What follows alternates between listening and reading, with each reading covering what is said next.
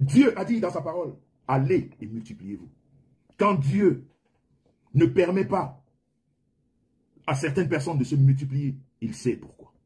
Jean-Louis Messan, très en colère, répond à Compresso et fait de graves révélations sur cette dernière. Regardez cette vidéo jusqu'à la fin. Seigneur, tu reviendras quand? Viens prendre ces personnes qui ne nous servent à rien, qui polluent notre atmosphère, Seigneur. Qui polluent notre atmosphère, Seigneur, avec des odeurs nauséabondes. Seigneur, on en a marre des odeurs. Seigneur, qu'est-ce qu'on va faire avec des personnes qui sont 25 jours sur 30 impures, Seigneur? Qu'est-ce qu'on va faire de ce monde, Seigneur? Qu'est-ce qu'on va faire des personnes qui puent la merde 25 jours sur 30, Seigneur? Libère-nous de ces personnes qui ne servent à rien sur cette terre, Seigneur. Ces personnes qui sont obligées de vivre aux dépens de nos moyens à nous, Seigneur. Le social en a marre d'aider des personnes qui ne rapportent rien dans ce monde, Seigneur. Nous sommes dans un monde matérialiste. Nous sommes dans un monde capitaliste où chacun doit apporter quelque chose. Pourquoi, Seigneur, tu nous accables des personnes qui ne servent à rien? Seigneur, tu vas descendre quand? On en a marre de la merde. On en a marre d'aider. On en a marre des gens qui ne reconnaissent pas leur place.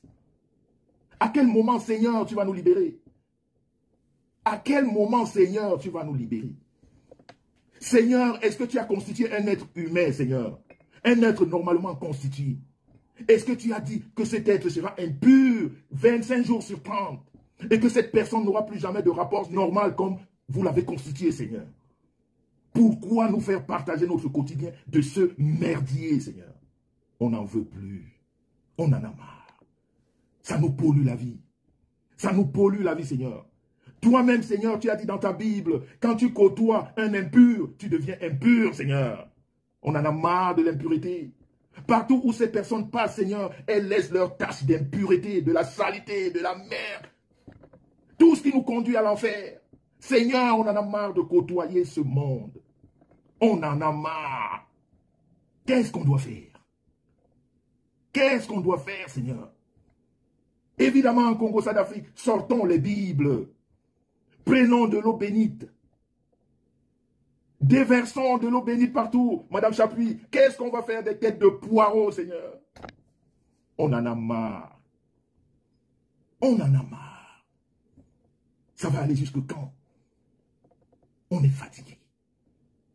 Il faudrait, Seigneur, que quand on décide de parler à quelqu'un, que cette personne au moins comprenne notre langage.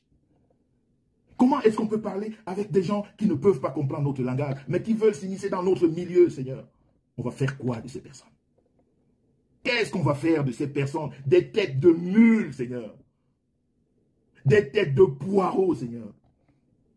Des incultes à l'infini. Qu'est-ce qu'on va en faire? Des personnes qui n'ont jamais rien fait avec les mains que tu nous as données gracieusement. Tu as constitué un être humain avec les 10 doigts, avec du savoir. Mais Seigneur, on n'a que de la bêtise en face de nous.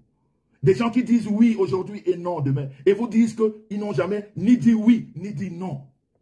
On va se retrouver à quel niveau? Des personnes, ce n'est même plus de l'instabilité. Ce n'est même plus de l'instabilité, Seigneur. Comment est-ce qu'on devrait vivre dans ce monde? Des gens qui ne peuvent pas vivre de leurs mains, de leur tête. Toujours à la quête, le salam, le salam, le salam. Donnez-moi, j'ai besoin de ça. Je ne peux pas, j'ai faim, j'ai soif. Donnez-moi. Et elles viennent s'asseoir, Seigneur. Parce que vous avez décidé, Seigneur, que tout le monde peut avoir un téléphone, Seigneur, et venir parler.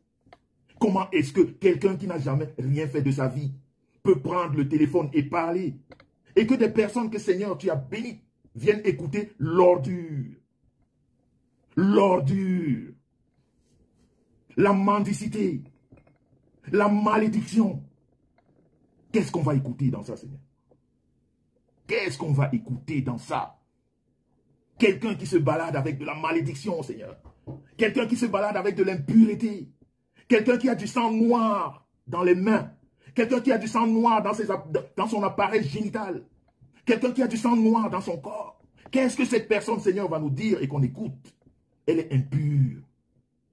Elle nous parle que de l'impureté. Quand on écoute sa parole, on rentre direct dans l'impureté. Quand on écoute ce que cette personne dit, on est tout de suite C'est-à-dire, la transmission directe de l'impunité est en nous. Elle nous rend impurs comme elle-même. Dévions-nous, Seigneur, des démons. Seigneur, évitons ces personnes sales, de moralité sale, même pas douteuse. Parce que quand on a une moralité douteuse, ça veut dire que peut-être qu'on se trompe, peut-être qu'elle aurait une moralité, non, mais elle n'est même pas douteuse, elle est sale. Elle est sale. Nous avons des exemples. Nous avons des exemples, Seigneur. Ce n'est pas des choses qu'on invente, Seigneur. On n'invente pas. Quand un enfant perd sa virginité à 7 ans, Seigneur, c'est la malédiction. Quand un enfant a grandi dans la rue, Seigneur, c'est la malédiction. Quand un enfant n'a pas reçu l'éducation de ses parents, Seigneur, c'est de la malédiction. Quand quelqu'un n'a pas grandi dans une maison paternelle ou familiale, Seigneur, c'est la malédiction.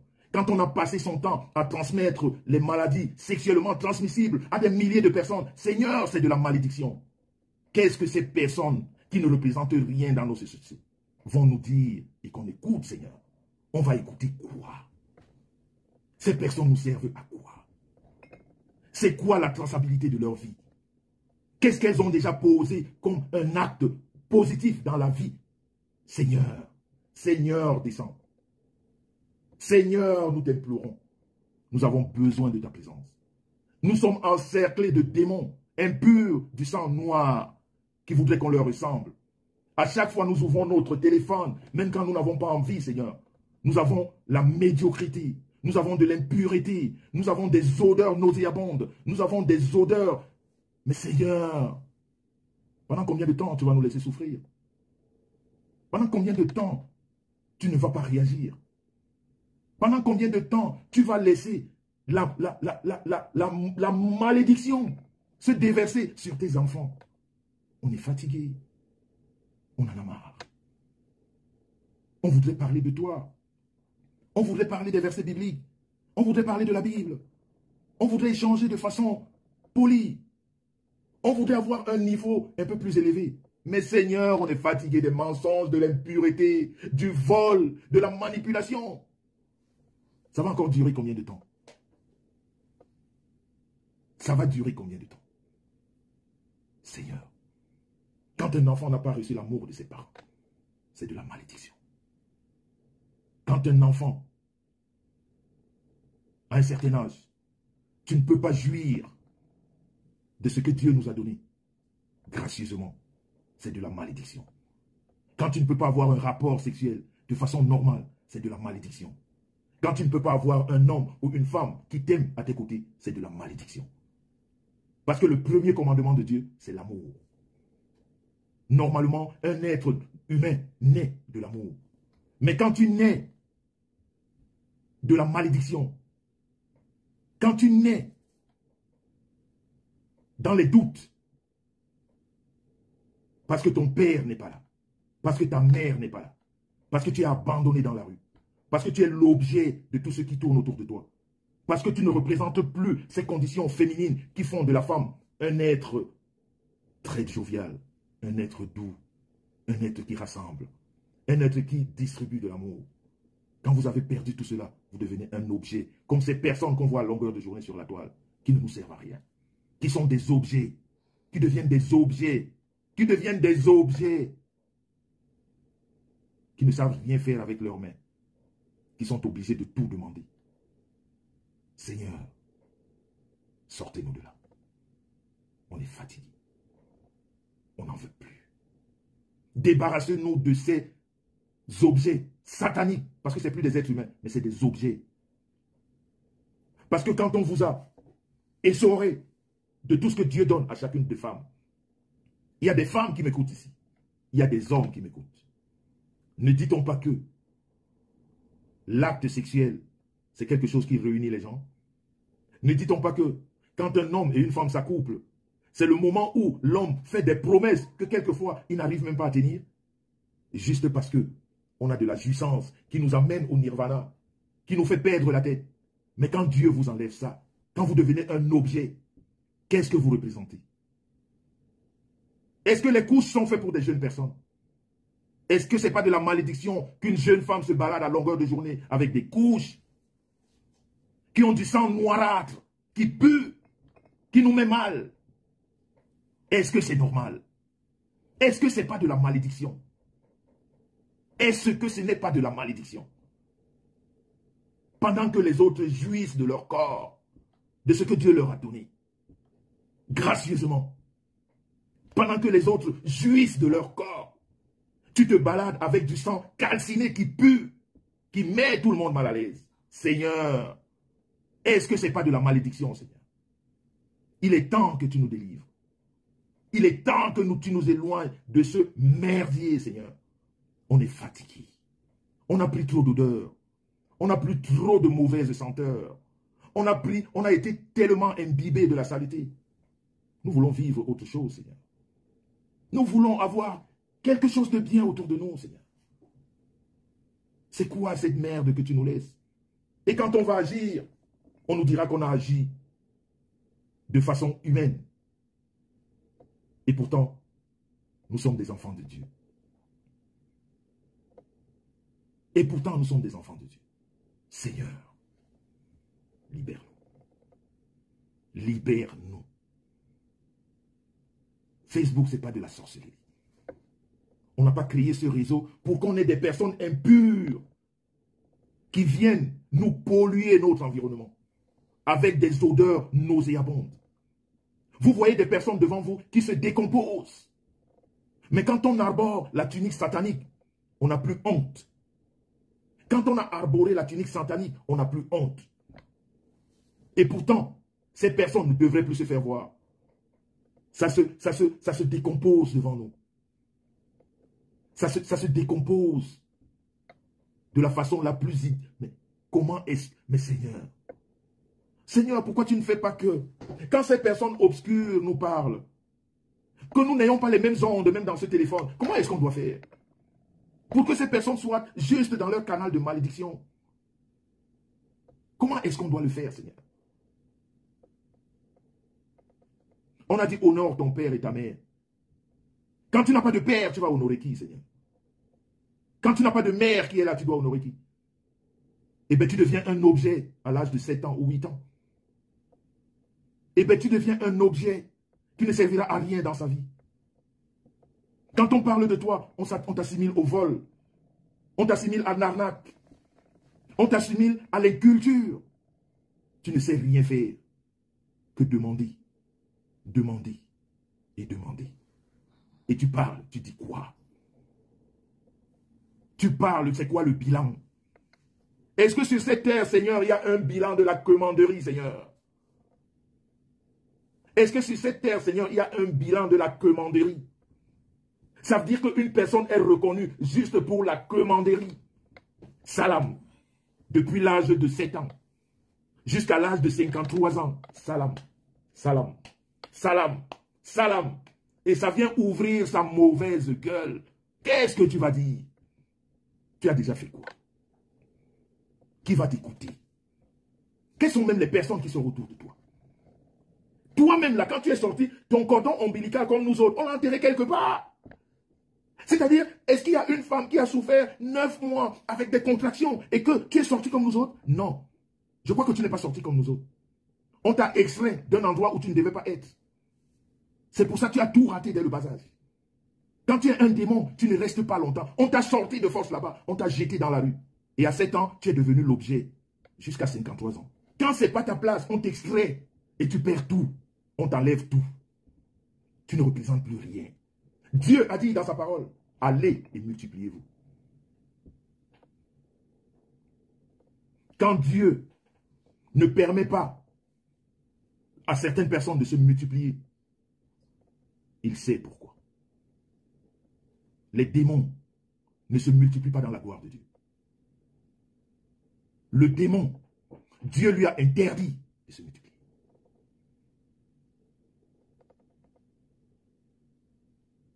Quand Dieu a interdit à une femme d'enfanter, c'est de la malédiction.